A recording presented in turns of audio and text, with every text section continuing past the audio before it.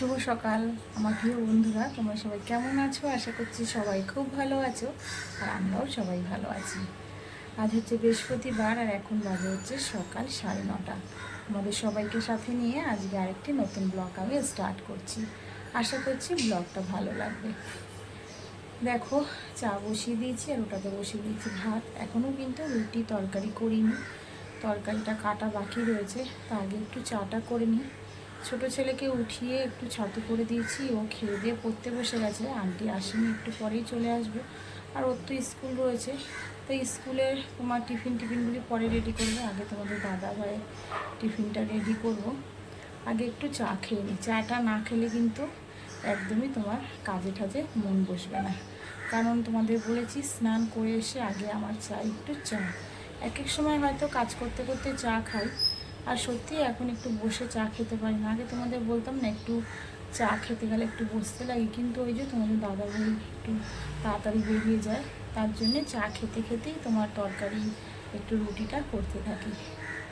তাহলে চলো চাটা করে নিই, খাই। আর এদিকে তোমার চালটা ভিজিয়ে রেখেছি, দিয়ে দেবো এখনই তোমার হাঁড়িতে। চলো তোমরা দেখতে থাকো। তো চলে এলাম আমার জন্য 1 কাপ চা করতে, আর ওটাতে তোমার তো ভাতের জল ফুটছে। তাড়াতাড়ি করে আবার চালটাও দেখো ধুয়ে দিয়ে দেব। আর ওদিকে বড় ছেলে শাশুড়ি কিন্তু এখনো চা খায়নি, শাশুড়ি দিচ্ছে পুজো। তা বড় ছেলে বললাম ওকে যে তোকে চা করে দেবো কিনা। তো বললো না মা, আম্মা করবে তখন খাবো। ও যেন তোকে আমার হাতে চা খেতে সকালের দিকটা একদমই চায় না, কারণ সকালের দিকটা আমি একটু কড়া চা করি, আর ও কড়া চা বলবে তেতো, আমি খাবো না। তাই একদম সকালের দিকটা আমার হাতে চা খেতেই চায় না, খুব কম। আর এদিকে দেখো আমার জন্যই করে নিলাম। ওদিকে তো ছোট ছেলের আন্টি এসে গেছে, পড়াচ্ছে, ওকে ছাতু করে দিয়েছিলাম, ও ছাতু খেয়ে পড়তে বসেছে। আর এদিকে দেখো চাটা খেতে খেতেই কিন্তু আমি কুমড়ো আলুটা কেটে নিচ্ছি, কারণ তোমাদের দাদা ভাইয়ের তরকারিটাও বসাবো। ওদিকে আবার কাঁচা লঙ্কা শেষ। শাশুড়িকে জিজ্ঞাসা করলাম যে কি করব তাহলে। শাশুড়ি বলছে তাহলে এত সকালে আর কোথায় যাব, বাজার টাজার তো এখন তো যাওয়া যাবে না, তা একটা কাজ করো, শুকনো লঙ্কা দিয়ে করে নাও। তাই সেটাই তোমার কালো জিরে ফোড়ন দিয়ে শুকনো লঙ্কা দিয়ে দেখো তরকারিটা করে নিলাম। আর ওদিকে তো ভাতটাও হচ্ছেই। তরকারিটা হয়ে যাওয়ার পরেই আবার তোমাদের দাদা ভাইয়ের জন্য তাড়াতাড়ি করে টিফিনটাও রেডি করতে হবে, তাই তোমার রুটিগুলিও ভেজে নিচ্ছি। দেখো বন্ধুরা, এই করেছিলাম একটু, স্কুল চলে গেছে ছোটো ছেলে, করেছিলাম হচ্ছে একটু আম দিয়ে টক ডাল, আর ডিমের অমলেট, আর একটু আলু সিদ্ধ। বড় ছেলেকে এখন মেখে দিচ্ছি। ছোট ছেলে এই খেয়ে দিয়ে বেরিয়ে গেল। একটু টিফিনে করে দিয়েছিলাম পাস্তা, সেটা শেয়ার হয়নি, কারণ আজকে খুব তাড়াহুড়া লেগে গেছিলো।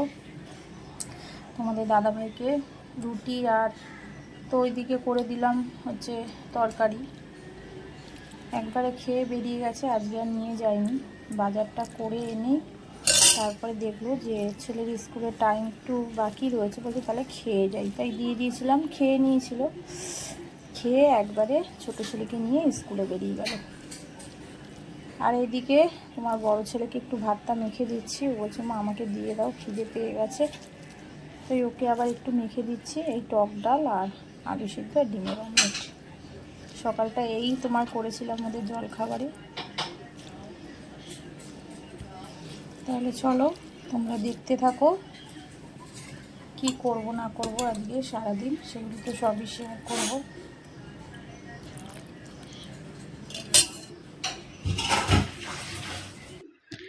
ওকে খেতে দিয়ে আবার আমি একটু টিফিন করে নিয়েছিলাম, তারপরে আবার তোমার রান্নাতেই ঢুকে পড়েছিলাম। কারণ পমফ্রেট মাছ নিয়ে এসছে তোমাদের দাদাভাই, তার শাশুড়ি বললো তাহলে মাছটা একবারে করেই নাও। তা আমিও ভাবলাম তাই করি, করে ঠরেই তারপরে ঘরের কাজ করব। আর পমফ্রেট মাছ যেন তো আমার বড়ো ছেলের ভীষণ ফেভারিট, ও ভীষণ ভালোবাসে। অন্য মাছ সেরকম খায় না ঠিকই, কিন্তু পমফ্রেট মাছ আনলে ও খুব ভালো খায়। একটু পেঁয়াজ আর তোমার করলাম কালো জিরে লঙ্কা দিয়ে। আর এদিকে দেখো মোচাটাও তোমার কেটে নিলাম। শাশুড়ি কিন্তু ছুলে রেখেছিল মোচা, আর আমি তারপরে কেটে সেটাকে আবার কুকারে বসিয়ে দিয়ে ঘরের কাজটা করতে চলে এলাম। আর মোচাটা আমার শাশুড়ি 2-3 দিন ধরেই তোমাদের দাদাভাই নিয়ে এসছে, খালি বলছে টুম্পা মোচাটা কবে করবে। তাই বললাম কেন গো? বলছে আমার মোচা খেতে ইচ্ছা করছে।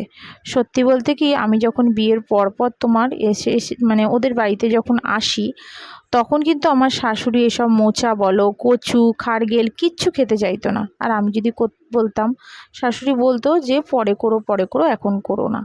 তা আমি ভাবতাম যে দূর, মায়ের বাড়িতে কখন যাব, তারপরে মা আমাকে রান্না করে খাওয়াবে। তাই তখন নতুন বিয়ের পর কিছু বলতামও না, ভাবতাম থাক, ওরা হয়তো খায় না, তাই আমিও করতাম না। কিন্তু বেশ 4-5 বছর যাওয়ার পরে তখন ভাবলাম যে যাক, আমি এবার করব। শাশুড়িকে বললাম আমি করব, কিন্তু তোমাকেও আমি ঘরে কিন্তু খেতে হবে। তা শাশুড়ি প্রথম কিন্তু খেতে চায়নি, তারপরেই আমি জোর করে শাশুড়িকে খাইয়েছি। খাওয়ার পরে শাশুড়ি এখন কি বলে জানো তো, যে সত্যিই টুম্পা তুমি এত সুন্দর রান্না করেছো, এত ভালো হয় রান্নাগুলি।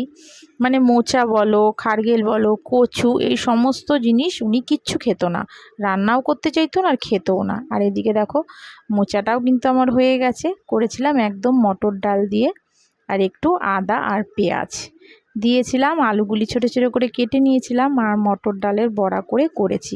মোচাটা কিন্তু খুব ভালো হয়েছে। শাশুড়ি দুপুরবেলা তো খেয়েছেই, খেয়ে আবার আমাকে রাত্রে বলছে যে টুম্পা কালকের জন্য একটু রেখো, আমি খাবো। তাই আমি বললাম যাক, তার মানে দেখো আমি এসে কিন্তু শাশুড়িকে অনেক খাবার শিখিয়ে দিয়েছি, যেগুলি শাশুড়ি খেতে ভালোবাসতো না। আর এদিকে দেখো, রান্নাটাও কিন্তু আমার কমপ্লিট হয়ে গেছে। মাছটা তো হয়েই গেছে, পমফ্রেট মাছটা একদম তোমার দেখো বেশি ঝোল ঝোল করিনি, হালকা হালকা গ্রেভি রেখেছি। এদিকে ডাল, মোচা, আর ওদিকে আলু সিদ্ধ, আর একটু বড়া সামান্য রেখেছিলাম, যে ডাল ঠাল দিয়ে খেতে ভালো লাগবে, মটর ডালের বড়া। তা ওদেরকে তোমার খেতে টেতে দিয়ে আবার আমি চলে গেছিলাম কিছু কাঁচা ধোয়া করতে, কারণ কাঁচাটা তো হয়নি। আর ওদিকে তোমার মোচাটা সিদ্ধ করতে করতে তো দেখলে আমার ঘরের সমস্ত কাজ হয়ে গেছিলো।